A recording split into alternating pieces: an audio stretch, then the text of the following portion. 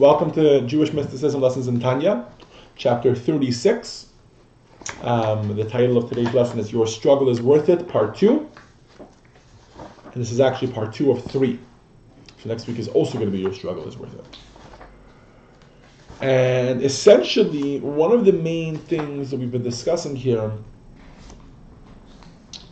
or at least the main question which we introduced last week, which we've been sort of trying to tackle, and the question that's been on the table is, why are we fighting a battle that we are quite sure we will never win?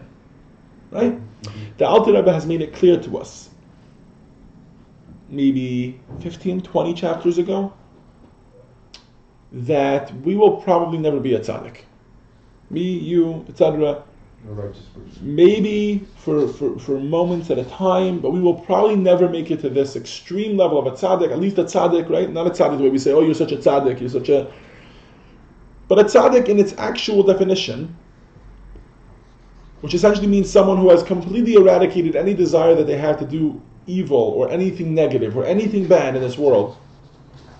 They not only don't follow through on that desire, but they never have the desire.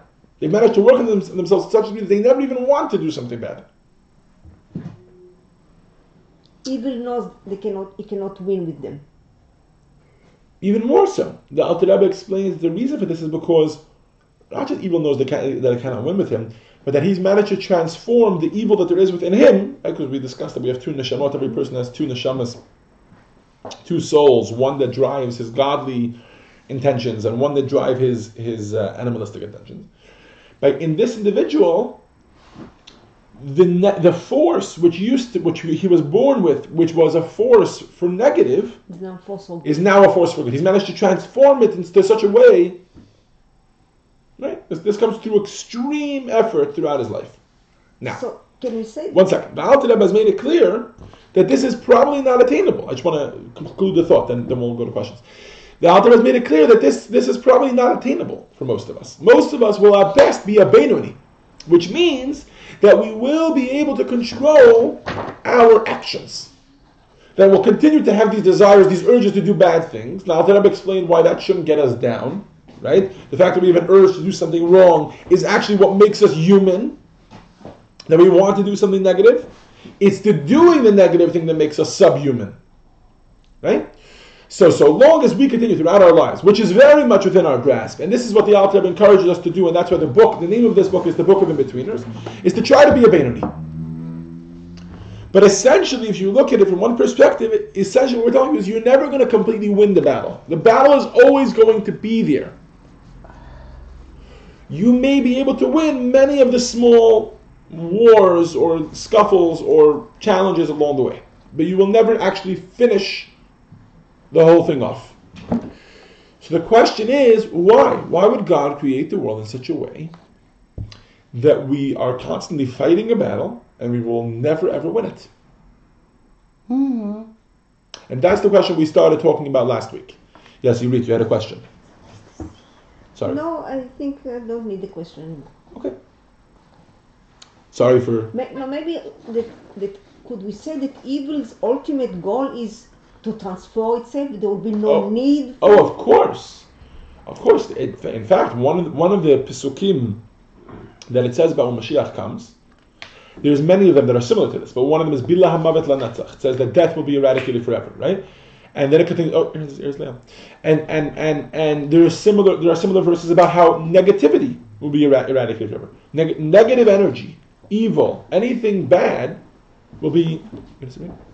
No worries. Sorry to interrupt, I'm sorry. No worries, you're good. I forgot that I didn't have the car. You're good. Oh, so you walked? I took an Uber. Oh. I normally walk. I was going to say, you could walk. It's no, I nice normally do, but I didn't leave enough time. Okay. So that's one of the questions that we put on the table yesterday. Last lesson. Why are we fighting a battle that we're sure we're never going to win? And part one of the answer was, right, because this is a 3-part series here, that the title, the main thing we're discussing is the power of our action. In other words, why is our struggle to have control over our actions, at least, right? To win the battle over every time we want to do an action and we're choosing between good and bad. Why is it so important? If we're never going to win and not even want to do something bad? So one of the answer was that when we do that, right, when we don't eradicate the animal soul, when we still have that animalistic desire, that urge to do something negative, but we choose to do something good, even though the inclination is gone, the action, right? Even though the inclination is still there, the action is now in following the right way, right? When we do that, essentially, what did we do? We have brought godliness. We have shined a little bit of godly light into our animal soul. Like you said, trying to transform it, we're never going to end up transforming it, but in that moment, the animal soul is now connected to godliness. And that is something that we specifically brought about through our mitzvah. And I know that in last lesson we sat and we spoke about this as an amazing thing, but we're going to talk about an even greater impact that we have when we do a mitzvah. Right? Which is essentially what we're saying here. The power of action. Why is it so powerful, right, when we do a mitzvah? Okay. So, in order to get to the second part of the answer, why the action? What's so powerful about an action, a single action? I had a choice to do good or bad, and I chose good. Why is that such a powerful thing? Why is that such a craving for God? So, in order to explain that, the Alter Rebbe in this week's chapter, in chapter 36, the Alter Rebbe is going to tackle the biggest question of them all. The biggest question of them all, of course, is what is the purpose of the universe? Why was the world created? Yes. I love that. If godliness fills all, we're getting there. There is One no second. place You're jumping for ahead. I am with it. 1 second. You're getting there. You're jumping ahead of us. What is the purpose of creation, my friends? Anybody ever think about it? We think, yeah, there you go. I think all of us think about it, right? Probably hopefully on a consistent basis. Otherwise, we're just a whole bunch of zombies going through life. Hopefully, on a semi-consistent basis, we think about the purpose of creation as a whole, and certainly the purpose of my creation here in this world. To be temple for God.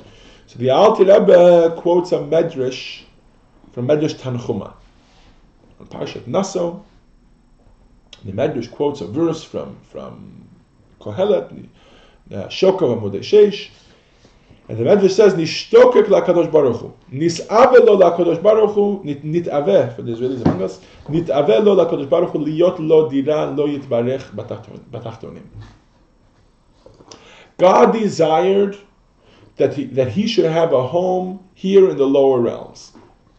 Now let's dissect that statement for a second. That's a little strange because he desired it before he even had the lower. Correct. He specifically desired that he should create the lower realms, and then, yeah, correct, yes. I think it's sort of like analogous to if you have a really, really deep, very dark cave, there's always going to be, well, hopefully, right? Yeah. Some kind of a tiny crack through which the light will shine. And so that's in a way the way for the sun to reach the darkest of the spots. So that's analogous in a way analogous to God being able to be so not pervasive, but what's the word? Omnipresent here in this world. 100%. But I want to remind you of the point that Yosef Ilan is making, which is that we have to remember, first of all, talking from our limited human perspective, in which we are so time constricted, we have to remember that in order to do that, the light preceded the cave. Right? So in your analogy. In other words, godliness existed before the world existed. God created the world in order to shine light into it. Okay? Which we're going to dissect in just a moment. But more importantly, time is not a thing to God. Time is a creation. Right? God created time. Which means that essentially that's going on right now. In other words, to us it's all about time and this, and the reality of the world. It's so present in our lives, and we get that, right? But at every single moment, God is recreating the world with time and us and this Tanya class and everything that's going on inside the world at every moment in order to shine godliness into it. Right? Again, the statement from the Medrash is that why did God create the world? Because God desired to have a home, a dwelling place for himself here in this physical world. In the exact translation, it's in the lower world, the Tachtonim, in the lowest world. right? Now let's dissect that statement for a second. So God desired. That's number one, right? Obviously, when we use the term desire by God, we're using a human term, right? And we're applying it to God. But what does it mean when we desire something? Right? We've spoken about this before by Tanya. When a person wants something, that touches on a very, very essential place of who we are. When we want something, especially when we want something and it's not necessarily logical, which is what want is, right? A true desire is not. No, it's way beyond emotion. It's not emotional and it's not logical. It's just the desire that I have. In other words, let me explain it to you. Everybody in this room probably, I'm assuming, because you're like most of us here in America, desires to be rich, right? That's not a desire. You don't desire to be rich. If being rich, if having a lot of money did not equal some of those other things that you want, you wouldn't want to be rich.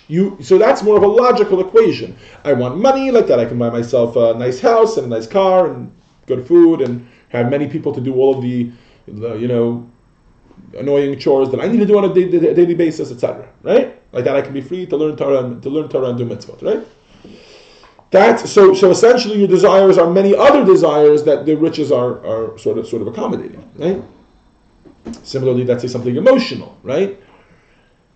I don't know, this is an unhealthy one, right? But I'm upset, therefore I want to eat, right? Many people have that. I'm upset, I'm nervous, I want to, whatever it is, right?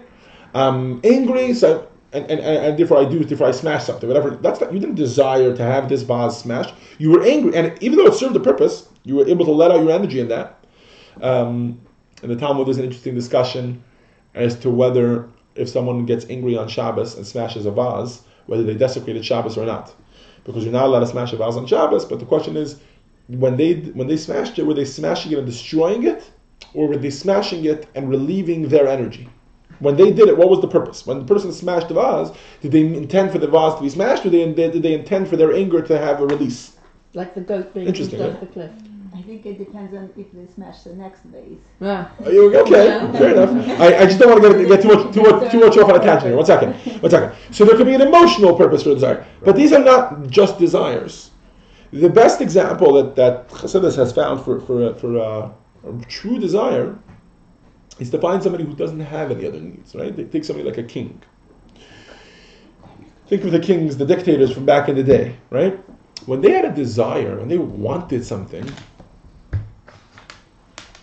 there was zero logic behind it. There was even zero emotion. Okay, sometimes there was emotion behind it, but many times there was zero emotion behind it as well. A desire is deeply rooted in who the person is. I want this, and that's it. No questions. This is the way I want it. Right? You ever see somebody that moves something? I don't know. To me, I want this here. This is where I want it to be. I'll never forget that when I was 15, 16 years old, one of my instructors gave me a great example for this. He says, when a king says, I want this person to jump up and down 10 times, right? If he jumps up and down 9 times, and then maybe, let's say, collapses and dies, was the king's desire 9/10 fulfilled? No. That's a good question. No, that's not the way desire works. If the king wanted, 10 scoops of ice cream, so he could eat 10 scoops of ice cream, you bring me 9, at least I got 9 scoops of ice cream. I had this inexplicable desire, right, for this person to jump up, 9 times is not 10. I had a desire for him to jump up and not 10. 9 times is not 10, and therefore I got 0% of my desire. Didn't satisfy. That's how real wanting works. And that's the type of wanting, a true desire defies logic, it defies emotion. It's more soul connected to our essence. And by God, the desire to have a home in the physical world defies logic. That's what God wanted. We're going to attempt to dissect it throughout today's chapter, but that's the first element. The point that it says desire. That God desired. But as far as God is concerned, there is no physical world. I think that question. Omnipresent, Correct. fills all That's a different space. thing. I think that you're right, and that's a very good question. It's a very good philosophical question. However, I think it goes beyond the scope of what we're trying to cover in today's lesson. Is that fair to say? Yeah. Because it's a complicated question, and it's something that needs to be dealt with properly. It's like this thing that We're getting there. Okay. So first thing is that God desired. The second thing is that God desired a home, right? Anybody want to chime in here? What's the word home? What is a home? A dwelling place. What's the difference between a home, for instance, and your workplace? Comfort, security. Okay, but a lot of people have their own workplace and they're very comfortable and very secure in their workplace. Many people feel that way. No, home. I think you're on the right track, but I want to point out something else. Another point about a home, maybe this is what you meant by comfort and security, is that in our home, we feel like we can be ourselves. It's probably the only place we feel that way.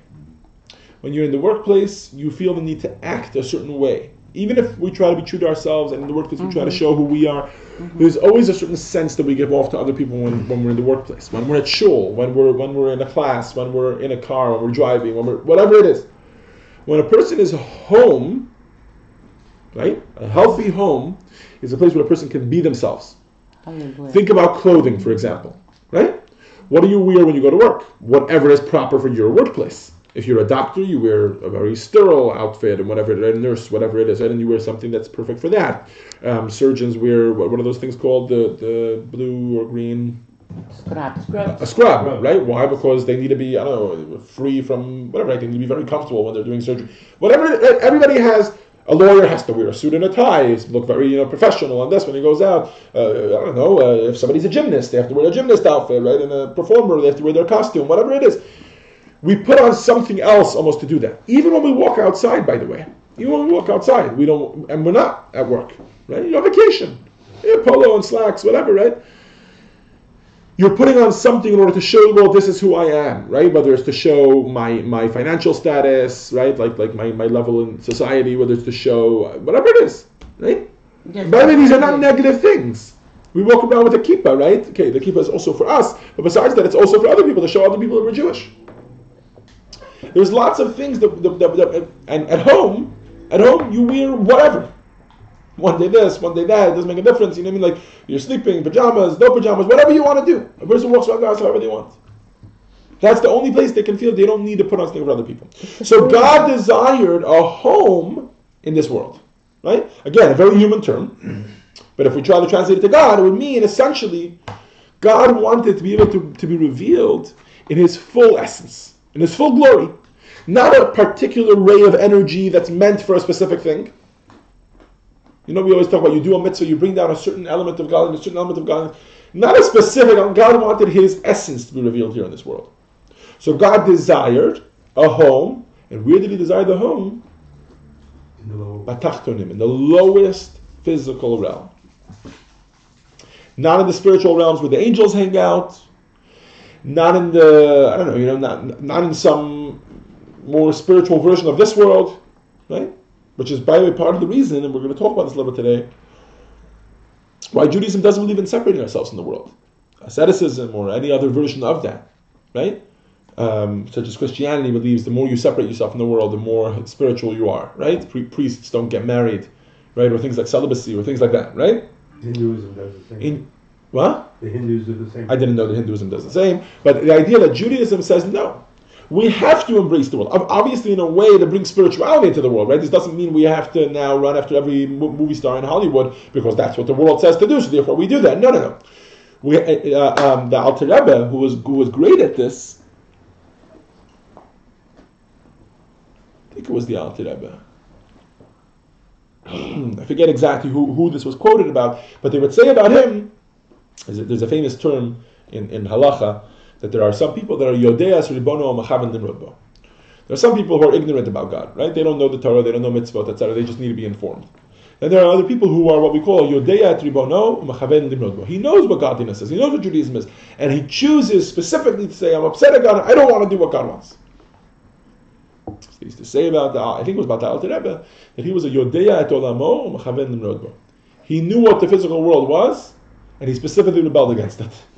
In other words, he knew what societal norms were, he knew what the physical world wants you to do, and he lived in the physical world, but he rebelled against it. In other words, he used it to instead connect to godliness.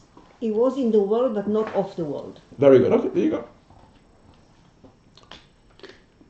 Well, it depends how you translate it, by the way, because that's very tricky. Yeah. If you say he's not of the world, does that mean that the person avoided eating as much as possible, or avoided, sleeping with other people, etc.? Then that's, then that's not at all the point. The point is to enclose ourselves within the world, but to use it for things that are completely against the world's norms, in other words, society's norms. We're going to touch more on this throughout the lesson. So now comes a question. Let me ask you a question. You just all sat here and accepted beautifully when I said that God desired a home for him, right, for himself, in the lower realms. But let me ask you a question. Simple, straightforward, what in Yiddish we would call a klotz kasha. A klotz kasha is like wood, like as if you're not, hello, like a simple question. There are lower realms and there are higher realms. Which one is greater? The higher realms. So which one would you assume is the purpose? Wouldn't you assume that's the higher realms? Wouldn't you assume the purpose is the higher realms and that we're just some sort of byproduct on the way to it?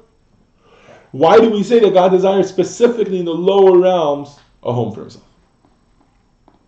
To elevate the lower to his level. Okay, that's a very good point.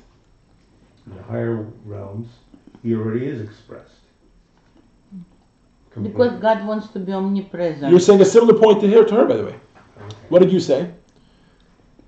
To elevate the lower. To elevate the lower. So he's saying up there in the higher realms, godliness is already revealed a little bit. Right? Yeah, he's already in his essence. So essentially the point is that the whole point of going lower is to elevate higher. Okay. These are all true points. They're part of the answer. That's part of it. But I want to remind this. I want to remind everybody that to God there is no upper and lower. Yeah. Right? To who does this upper and lower come? To us. To us. So let's define It's those the words, wrong upper and lower, perception. right? We like to use a lot of English words here. Like you guys know, I don't know if there's a word for it, but I'm an anti-wordist. I don't like to use one word for something. When you use one word for something, it's very defined, that people have preconceived notions. Describe the concept, and then people actually understand it. So upper and lower, what do we mean by upper and lower? Essentially, what are upper and lower? More spiritual or less spiritual? More perception of godliness or less perception of godliness? So the higher realm is essentially nothing more, nothing less than, what are we saying? Complete perception. They recognize more godliness. Complete perception doesn't exist. If somebody had complete perception, they wouldn't be able to exist. That's true. But they have more of an understanding, more of a revelation of godliness in a higher realm, and in a lower realm, there's less of it.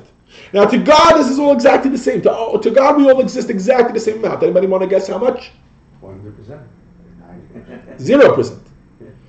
To God, we all exist 0%. Oh, yes. Because to God, we're just expressions. The world, the creation of the world, etc., are just expressions of God's existence in the world. We spoke about this. The non-dual existence of the world. But from our perspective, this world, the lowest one of all the realms, right? By the way, a parenthetical for those that are new to the class for this week. In prior classes in Tanya, we discussed a little bit about the 4 Kabbalistic realms, which is one way of looking at this. There are 4 Kabbalistic worlds, so to speak. Atzilot, Bria, Yetzira, Asiya, and we exist in the lowest form of existence. We are? We are. There's no lower than us? There's no lower than us. Come on. Marguerite, You don't think we are low the enough? point of today's lesson, Marguerite, That's the note. Thanks. Yes, sir. no worries. Marguerite, the point of today's lesson is to realize why that's so important. It's the very fact that we are the lowest form of creation that makes our situation the most potential to reveal godliness, like Irit and can only go Arnold up. said beautifully. That's not true. We could go down. We could go down, not to a lower realm, but we can choose to do the wrong thing. What about Yes, go ahead. what about animals or birds? Great point. But for now, for today's conversation, we'll leave it at realms or at worlds. Okay? They're part of our world, which includes them. They're part of us, so they are the lowest together with us. Mm-hmm. You're right. In the world itself, there might be different degrees. I guess just to give you a small answer, and then we could unpack it at a different time. In short, the answer is that it's a partnership between all of us. I'm not saying that human beings are like animals. No, human beings are higher than animals. But essentially, animals inanimate objects, growing objects, right? Which are the four categories. Domim, Tzomeach, Chaim, Medaber. For those that are familiar with the four species that exist in this world, for lack of a better word, which are inanimate objects, then growing objects, then animals, and then human beings. So all four of us, we together form this physical world, and we actually work together to connect to godliness. It's only the human being that does it in a conscious manner. In other words, when a Jew, let's say, eats an animal and uses that energy to serve God, he has now uplifted that animal to a higher level, right? And so he's the one who caused that elevation, but they do it together. Same thing with an inanimate object. Right? When we use, I don't know, whatever it is, here, right? This is an inanimate object. When we use a book and we make Torah learning out of it, right? When we make the hide of an animal into a scroll for Torah mitzvah, into tefillin, we use that and we elevate it. Yes? That's why it's bad things when you got eaten by animal. I think there's many reasons why it's a bad thing if someone gets eaten by an animal. Because if a Jew eats animal, Jew elevate animal energy to upper level. But when the animal eats the Jew, what happens? And some people been eaten by animals. Yes, correct. Tigers, whatever. So what happened in this situation? There's no elevation going on. It's a tragedy, in my opinion. It's a tragedy because that spirit. No, not just because of that. It's a tragedy because they've lost their life. I think that's a terrible thing. But nothing happened to them. I'm not sure there's anything in particular about an animal eating a person as much as there is about a boulder falling on a person. It's a tragedy. The person has lost their lives, and now that potential for them to do a mitzvah is gone. So it's not I don't think that they go lower into the animal. I don't think so. So they don't losing. I will tell you again. I don't want to get too much off on a tangent. I feel like we are now. But just to close this story, one of the things you might be referring to is there's something called a gilgul, which means a reincarnation. Mm-hmm. And a healthy reincarnation is when a person's soul comes down again into the world in another human being, like that the other human being can continue to do the job of that soul, right? And so I may have a soul from some person from a previous generation, and maybe one of the things that was missing was that human being didn't teach enough. I was literally going to say that because I've chosen to become a teacher here in this world, and then that all works in the cosmic plan. But an unhealthy gilgul, we said sometimes if a person does negative things in this world, so one of the punishments that a soul could have is it needs to come back down into this world, and it might take the form of a cat or an animal or whatever it is. And that's considered a very painful thing for a neshama, for a soul of a human being to go down and become the soul of a cat is a terrible punishment to the soul. We're closing this. That will be the end of this conversation for today.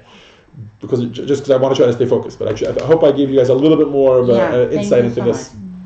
I think you gave too much. I do feel like we went too much off on a tangent. So, but back to our conversation. The lower a world is, right? So this whole conversation was about in this world, different forms of existence in this world, right? I think Anna brought that up, and Marguerite was elaborating on it. But this world as a whole is the lowest form of existence. What does lower mean? Now that we have a definition, what does lower mean? Less revelation of godliness to who? To us, not from God. From God's perspective, this world is just like any other world. He exists in his full existence, and we are just expressions of his existence. Okay. There's just more concealment. So why does God... Correct, there's more concealment. To us, from our perspective, there's more cloudiness in the way. Now, we've discussed at other points, and I know this is an interesting word to use, that takes more sort of work. Notice the air quotes, because it's not really work, but it's almost harder for God to create this physical world, because essentially what God does is, think about how hard it must be for God to create a world, at least in philosophy, for God to create a world. If he exists and he fills everything and he is everything, right? It's like trying to take a finger of yours and make that finger think that it's its own existence separate from you. It can detach itself from your body, live on its own, go walk around, eat on its own, drink on its own, see on its own. That's impossible, right? And this is way beyond that, because this is any existence. So this was the lowest form of God doing that. Managing someone to create a world which still makes no difference to him, but the world will feel not just that it doesn't see godliness. That would be the spiritual realms, right? The angels, they can't see godliness. They believe that they connect to God, they're expressions of God, but they can't see godliness. We can even go around life denying God. Right? Like the pinky finger. Feeling separate from. Feeling completely separate. Why did God do this? This brings us to section 2 of today's lesson, which is what gives God pleasure. Because God has a tremendous, tremendous pleasure from this point. In this world, which is so counterintuitive to God, to us, right? God managed to create, and I use the word manage, obviously anthropomorphically. God managed to create a world where we think that we are the existence, we are all, and we are end all. And we don't see God, so where is He? So He must not exist. And we can even choose to be atheists. Says God, when you, in that situation, choose to believe in me, right? Belief is the general category. But really, it's every moment. In every single moment, we've spoken about this in earlier Tanya classes, in every single moment, I have a choice right now to do the mitzvah or not do the mitzvah. I see a person in need, I choose to help them or not to help them. When I choose to help them, let's start the other way. When I choose not to help them, essentially what I'm doing is I'm denying godliness. Godliness is that everything in this world is good and right? That everything is good and everything lives harmoniously, etc. No negativity exists in this world. By me listening to my animal soul, whatever it is my animal soul tells me to do, I get angry, whatever it is. Essentially what I've done is, on a microcosmic level, I've denied God's existence. Okay? That's when we don't choose the right thing. But when we choose the right thing, which God worked so hard to create this world, and that we should have the choice to choose the right thing or not to do the right thing. And we choose godliness. Essentially what we do is we reaffirm God's truth and God's existence in this world. We prove that non-duality, the fact that the world and God are not two separate things, that God is the world. We prove that I did a mitzvah because I want to connect to God. Right? If I am godliness, so I should tap into who I really am. Now, we didn't prove it to God. By God, there was never a question. We proved it to ourselves. And this, for whatever reason, this is God's fix. This gives God a rush, to use that word. This gives God tremendous pleasure. When we choose to do the right thing, but we have the choice to do the wrong thing, we choose to do the right thing, essentially what we've done is, we've said, I am godly, this world is godly. And we've reaffirmed God's existence in our lives, the reality of godliness in our lives. We've shined light, godly light into this world. That brings God that tremendous pleasure. Mm-hmm. We bring it into the text in Genesis. Okay. In the garden where God, after the sin, God is calling out, Adam, where are you? Mm-hmm. Yeah. Right. So what's your point? The point is that he had made a separation. Oh, fair enough. Okay. And actually Rashi points out immediately there that where are you was not a question God was asking for himself. No. Right? Rashi points out that Rashi was the foremost commentator in the Torah. He's not asking it because of some deep philosophical point. Rashi is talking about it for, understand, God doesn't know where Adam is. What does Rashi point out? That he asked him this, in Rashi's words, to enter into conversation. In other words, not for God, for Adam. You now need me to ask you where you are in order to come into conversation. You need to rethink your purpose of existence here in this world because you've chosen to deny it. And obviously the point is that we shouldn't deny it. Right? The point is that we should go about it. Okay?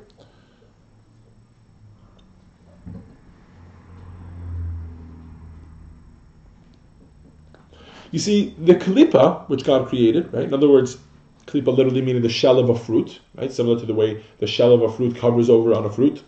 So here in this world, God created a force which covers over on godliness, negativity, negative, evil, whatever you want to call it, whatever word you want to use, right? If you're a Star Wars fan, then it's the dark side, right? So the point is that God created it specifically for us to burst it, right? Which sort of makes sense. But more importantly, God gave us the choice. So when we choose to burst that bubble, to puncture that facade, to prove that that's not true, that gives God tremendous pleasure. One of the little places, like I guess almost like an Easter egg, that God hid it in this world, that God hid this point in the world that we can really relate with it, like an analogy that we can really relate with, an experience, a human experience that we can really relate with, is fathers and their sons, or parents and their children, I guess. Right? Anybody here ever watch a father play peekaboo or play hide and seek with their child? Right? they choose to hide from the child or to cover their face, whatever it is, from the child. Why do they do that? Why do they do that? Let's not talk about The peekaboo. joy when the baby sees them. Yeah. Okay, so you guys are referring more to peekaboo, right? But let's talk about like hide and seek. The father hides. Why does he hide? Because he wants that the baby shouldn't know that he has a father? Yeah, for the baby. That's the way it seems on a logical level, right? You're hiding from me in order that I shouldn't know that you exist? The father hides because when the child finds him, when he works hard and he finds him, yes, that gives the child a lot of joy, but it gives the father an absolute pleasure. Yeah. I don't know why. Why does it give us such a rush? Right? I can bring my son into here and choose somewhere to hide, under the table, whatever it is, and when he comes to get me, even though I'm going to laugh and it's going to look like it's all about him and he's having a good time, it gives me a tremendous sense of pride, a tremendous sense of pleasure that he worked hard and he managed to find me. It's a beautiful song from Avraham Fried, for those who are familiar with him, called Don't Hide From Me, which really emphasizes this point. Now, the problem is that there are a lot of verses throughout the Torah that describe godly revelation. And all of them don't end very well for the person who it's being revealed to. One of them famously is in Parshat Shemot. It says, not in Parshat Shemot, in the book of Shemot. Later, I think maybe in Tetzaveh, no, Kisisa, in Parshat Kisisa. It says, Ki lo yirani ha'adam v'chai. Moshe Rabbeinu has this thing with God where he finally wants to see God. Now, bear in mind, this is someone who has seen this God at Sinai and then went up, so to speak, to heaven for 40 days and 40 nights. He still hasn't seen God. He still hasn't actually experienced God the way he is in his essence. He says, I want to, and God says, it's impossible. I know you want, and God then does with him the closest that any man has ever done. What? He shows his back. Yeah, in anthropomorphic terms, the term that's used is that God showed him kesher shel tefillin. God showed him as if the back of a man's head, and he showed him the knot of the tefillin. It's obviously referring to some sort of godly, manifestation, whatever it is. But he's still going to get to see God's face, so to speak, the inner dimension of what godliness is. And God explains to him why, because a man will not be able to see me and live. And by the way, to us this should make perfect sense. To everybody in this room, this should make perfect sense. Because if we just explain that true godly revelation from a true godly perspective, from a true godly way of looking at things, we don't really exist. Right? We're just expressions of godliness. So if a man should ever realize that, in other words, if a man will ever reach such a stage that they actually have a perception of godliness, and they can understand godliness, they can actually relate to it, to such a degree that they can say that they're seeing it, they would lose their identity. Then they wouldn't exist. Mm-hmm. Right? Does that make sense? Another example we have. Good. Then we are one with God. reached it. Yeah. Perfect. We're one with God now, but we just wouldn't be. When we realize. Another example is at the foot of Sinai. Right? The first two commandments we're told, Mipia Gvura Shamaynu. Right? The Talmud tells us that we heard it from God himself. God spoke and we heard it. And each time, after the first one, Parachan Nishmatan, the souls of the Jewish people left their bodies and they died. And then God had to bring them back to life. God used a special dew, which he'll use by the resurrection of the dead when Mashiach comes. Whatever it is, he brought it down and he brought them back to life. And then he did it again. And after the second time, the Jewish people said, that's it, we're done. The other 8 we'll hear from Moses. And Moses told us the other 8 commandments. So if it's such a crazy thing, then how can we ever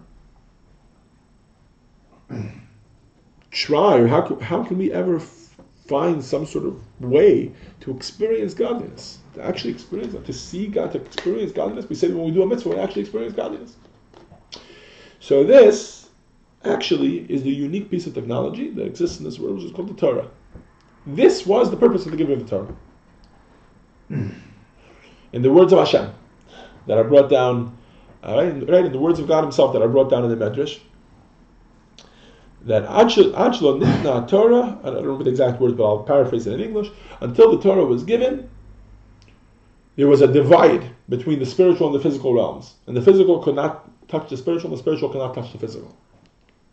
And God said, at the giving of the Torah, I'm getting rid of that decree. I'm going to begin the merger of spiritual and physical. physical human beings will be able to experience spirituality. Vani Amaschel, says God, and I will be the one who starts that merger. I'll start from on top, and the rest of eternity will be for you guys to try to come up from below to above. Didn't that happen already with Abraham, though? And one second, we'll talk about the difference. And then God revealed himself at Sinai, gave us the Torah, and said, this is your mechanism to do that. Without this, it wouldn't be possible. Why? Because what is the Torah? The Torah is God's wisdom. It's where God expresses his desire. It's where God writes down, do this. This is what I want you to do. When you do this, you connect to me. It's an instruction manual for our lives. So to answer your question, you asked, didn't that start with Abraham? Yes and no. Abraham started recognizing God, but he was never able to elevate the physical. We're actually told that all of our forefathers, Abraham, Isaac, and Jacob, they kept the entire Torah. They guarded the entire Torah. They did all of the mitzvot, even before the Torah was given. In other words, they knew about tefillin way before we knew about tefillin, and they were using that to connect to God. However, they were missing one key component to their service of God, which was the physical. So, with regards, for instance, to Yaakov, it says that he put on tefillin. The way he did so was by sticks, with things, whatever. Now, I'm sure that the spiritual energy that he had through his tefillin, the spiritual energy we have through our tefillin, was identical. It was the same putting on of tefillin. However, he took those sticks afterwards and threw them out. There was no actual holiness inside the physical world. When we put on tefillin, the actual tefillin are transformed into an object of holiness. You can't take them and throw them out. You have to bury them. You have to use them. In other words, the physical, even our own bodies, the fact that we can make a physical impact in our bodies, that the spiritual can invest itself in our bodies, that's a uniquely post-Sinaitic novelty. I have a question. Yes. Okay, so when God created the world, he made the spiritual world and the physical world. In Bereshit, the first chapter on creation, it says, and God made man in his image. Mm-hmm. The second chapter says, it made man from dust. Which one is the true one? Are we spiritual? Both. But why are we talking about this now? Yeah. What's the reason? Because I still have a problem with why God needs this place to be material. Why can't the whole creation be spiritual? Okay. Essentially, it's going to boil down to that was God's desire. Why the but let me explain it just different? a drop. Why? Why the two chapters are different is a different discussion. I'm going to leave it now for now, okay, because I think that question is not tied in so much to our conversation. But why God needed specifically a physical world is pretty clear. You could substitute the word physical for dark if you want. Essentially, what God wanted was the lowest form of creation. He found a way to create something very, very low. Ultimately low in that we can deny God's existence. And he gets a rush, right? That's just the words I'm choosing to use, right? But his desire was, his pleasure is... No, I understand everything you One second, say. specifically a physical world. Why? Because what is physical? What is the word physical? Not being... Not spiritual. Yeah. Right? Not manifesting God. Oh, there you go. Not just not manifesting God, but something that can deny godliness is the ultimate non-sequitur, not sequitur, the ultimate non-affirmation of God's existence, right? He created us, and like I said, he managed to create us in a way that we should completely not express godliness. And then he says, and he gave us freedom of choice. And it said, now, when you do a mitzvah, boom, that's what I wanted. That's what I wanted. So that's why it needs to be a dark world. It needs to be the lowest. No? No, I understand all of that. Okay, so what's the question? Why does he need it? Why does he need us to choose a mitzvah in the lowest realm? Yeah, why does he need the world at all? Yeah. Yeah. Like God wanted, he was full of joy and he wanted to create us.